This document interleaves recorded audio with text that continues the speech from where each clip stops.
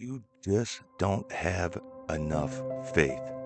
That might sound spiritual. It might even sound biblical, but sometimes it's actually hurting people because there are people right now struggling with mental illness, living with chronic pain, in wheelchairs, fighting battles that no one else sees.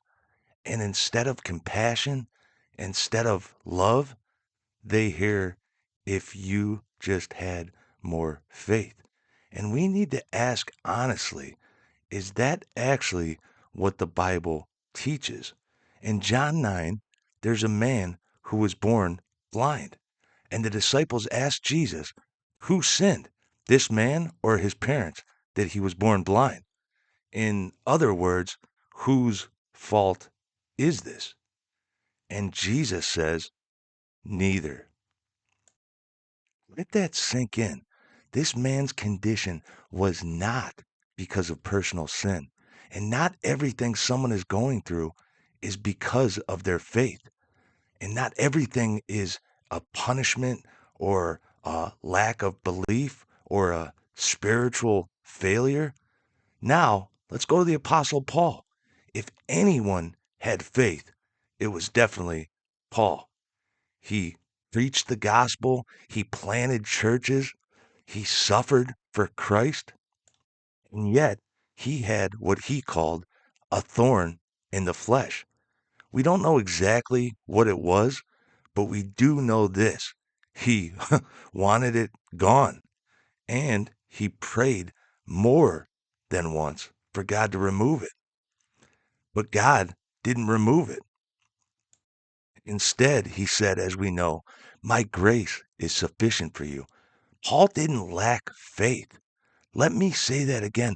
Paul did not lack faith. Sometimes God heals, but sometimes he gives grace to endure. We have to stop treating faith like it's a formula, like if I believe enough, everything will go my way. That's not faith. That's control. Biblical faith is trusting God even when things don't change, even when the pain stays or the struggle continues or the answer is not yet or even no. And I want to say this gently, but very clearly.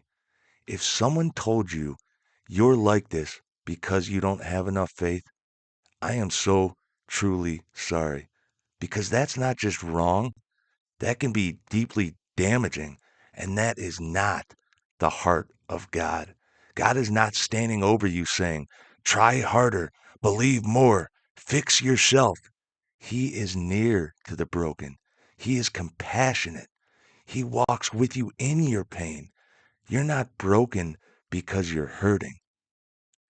Even Jesus in the garden said, if it's possible, let this cup pass from me. And yet, he still walked in obedience.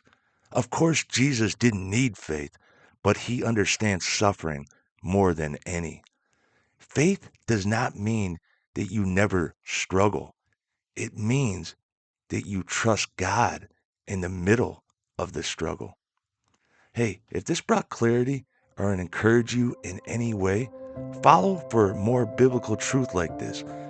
Until next time, God bless you, and I hope to see you in the next video.